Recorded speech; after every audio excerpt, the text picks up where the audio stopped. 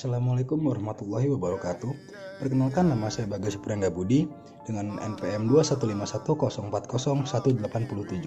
Saya dari Prodi Manajemen Bisnis Syariah dari kelas D, dan hari ini akan mengumpulkan UAS PPKN, yaitu mempresentasikan kembali kelompok kemarin, dan judul kelompok saya adalah Wawasan Nusantara. Sebelumnya segala puji kepada Allah Subhanahu wa taala, Tuhan semesta alam. Salawat serta salam tetap tercurahkan kepada Nabi Muhammad SAW beserta keluarga, sahabat, dan seluruh pengikutnya hingga akhir zaman. Lalu saya juga mengucapkan terima kasih kepada keluarga saya yang telah mensupport saya dari kecil sampai sekarang dan bisa berada di posisi sekarang ini. Lalu mari kita masuk ke materi pengelompokan kita, Wawasan Nusantara. Jadi kita akan masuk ke pengertian wawasan Nusantara.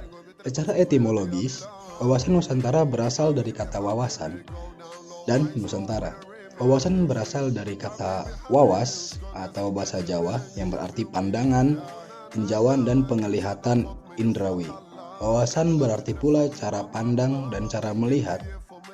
Lalu Nusantara juga berasal dari kata nusan dan antara.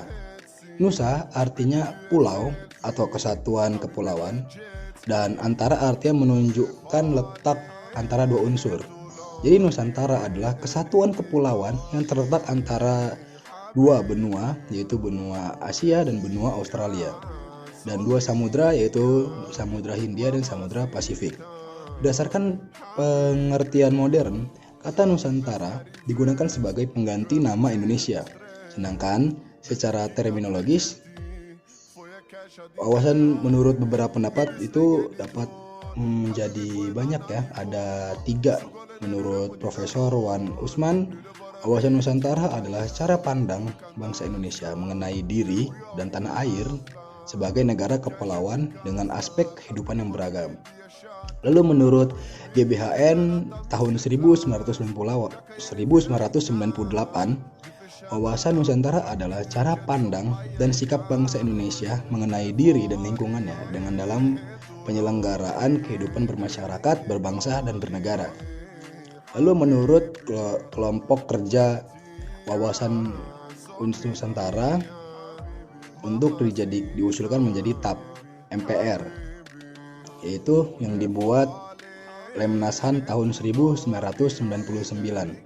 yaitu cara pandang dan sikap bangsa Indonesia mengenai diri dan lingkungannya yang serba beragam dan bernilai strategis, dengan mengutamakan persatuan dan kesatuan bangsa serta kesatuan wilayah dalam penyelenggaraan kehidupan bermasyarakat, berbangsa, dan bernegara untuk mencapai tujuan nasional.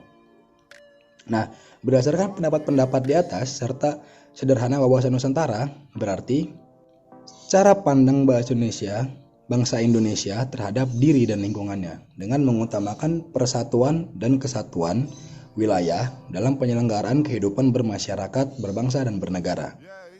Lalu kita masuk ke materi selanjutnya, yaitu dasar atau landasan wawasan Nusantara. Ada 2 landasan yang mengenai dasar wawasan Nusantara tersebut. Yang pertama, landasan pertama itu ada landasan ideal Pancasila.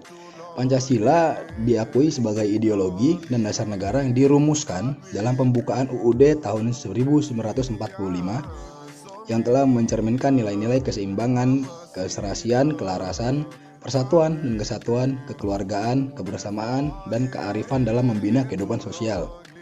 Lalu landasan yang kedua itu ada landasan konstitusional UUD 1945. Undang-Undang 1945 merupakan konstitusi dasar yang menjadi pedoman pokok dalam kehidupan masyarakat, berbangsa, dan negara. Lalu materi selanjutnya ada tujuan wawasan Nusantara. Nah, wawasan Nusantara ini bertujuan untuk mewujudkan nasionalisme yang tinggi di segala aspek kehidupan rakyat Indonesia yang lebih mengutamakan kepentingan nasional daripada kepentingan individu, kelompok, golongan, suku, bangsa, ataupun daerah. Nah, hal tersebut bukan berarti menghilangkan kepentingan individu, kelompok, suku, bangsa, ataupun daerah tersebut, tapi kepentingan tersebut tetap dihormati, diakui, dan dipenuhi selama tidak bertentangan dengan kepentingan nasional atau kepentingan masyarakat banyak. Lalu di materi selanjutnya ada konsepsi wawasan Nusantara. Sebagai cara pandang bangsa Indonesia, wawasan Nusantara mempunyai konsepsi yang sangat unik, konsepsi yang sangat utuh, wawasan Nusantara itu mempunyai konsepsi yang sangat utuh untuk diimplementasikan dalam kehidupan berbangsa dan bernegara.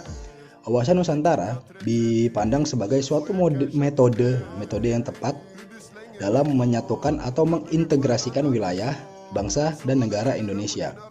Sehingga wawasan Nusantara mampu menciptakan pandangan bahwa Indonesia merupakan satu kepulauan Nusantara, suatu kesatuan kepulauan Nusantara.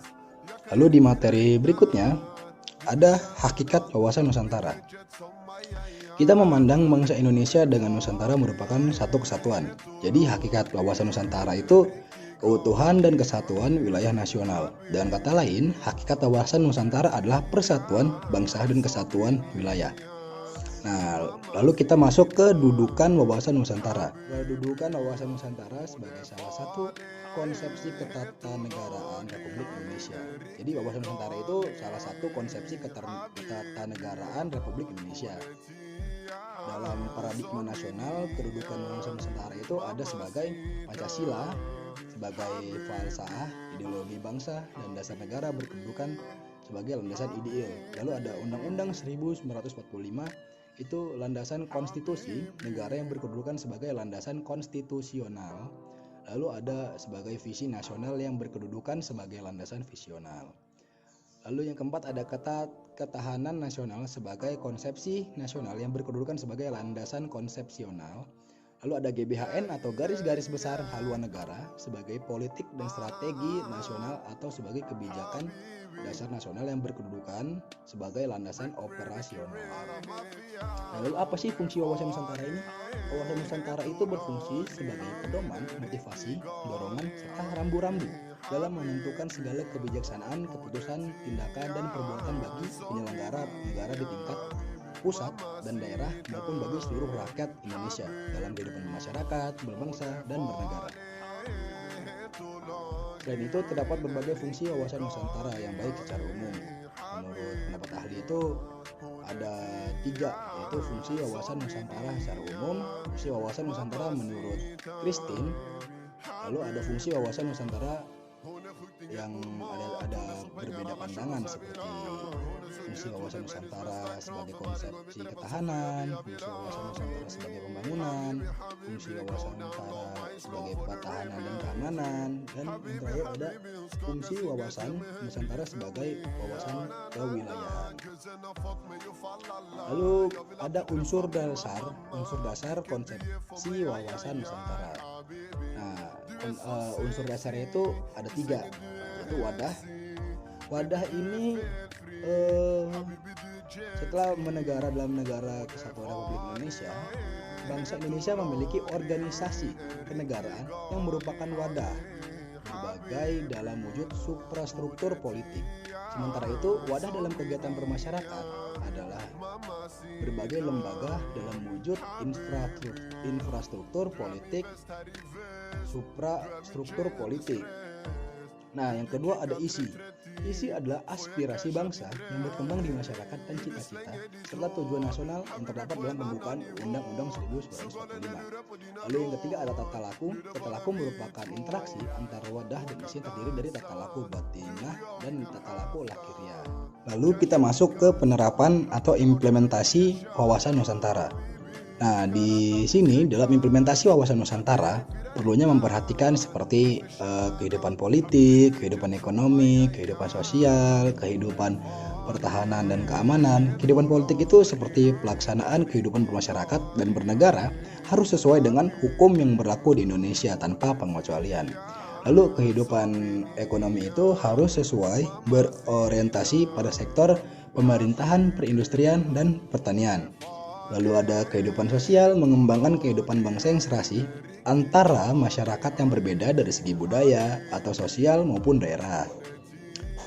Lalu kehidupan pertahanan dan keamanan itu membangun TNI profesional dan menyediakan sarana dan prasarana bagi kegiatan pengamanan wilayah Indonesia, khususnya pulau dan wilayah terluar Indonesia. Nah, lalu setelah itu kita ada yang namanya manfaat wawasan Nusantara. Apa aja sih manfaat wawasan Nusantara ini? Yang pertama, diterima dan diakuinya konsepsi Nusantara di forum internasional. Lalu pertambahan luas wilayah teritorial Indonesia. Lalu pertambahan luas wilayah sebagai ruang hidup memberikan potensi sumber daya yang besar bagi peningkatan kesejahteraan rakyat. Lalu yang keempat ada penerapan wawasan Nusantara menghasilkan cara pandang tentang keutuhan wilayah Nusantara yang perlu dipertahankan oleh bangsa Indonesia. Wawasan Nusantara menjadi salah satu sarana integrasi nasional. Nah, itu sudah mencakup seluruh materi dari kelompok saya. Lalu kesimpulan yang dapat diambil dari presentasi yang saya sampaikan itu, secara umum wawasan Nusantara itu artinya keutuhan Nusantara atau nasional dalam pengertiannya, yaitu cara pandang yang secara utuh menyeluruh dalam lingkup Nusantara dan kepentingan nasional. Tujuan dari wawasan Nusantara tersebut yaitu mewujudkan nasionalisme yang tinggi dari segala aspek kehidupan rakyat Indonesia yang lebih mengutamakan kepentingan nasional daripada kepentingan pribadi, kelompok, golongan, suku, bangsa, atau daerah. Terus bangsa Indonesia memiliki berbagai budaya yang tersebar di luar wilayah, di seluruh wilayah. Berbagai perbedaan kebudayaan adalah keanekaragaman budaya yang menjadi identitas dari bangsa Indonesia tersebut.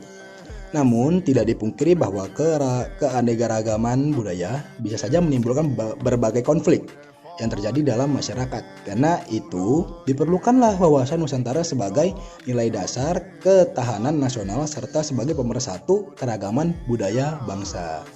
Sekian dulu presentasi yang dapat saya sampaikan terkait kelompok saya, yaitu wawasan Nusantara. Saya Bagas Priangga, kepada Allah saya mohon ampun bila ada salah kata.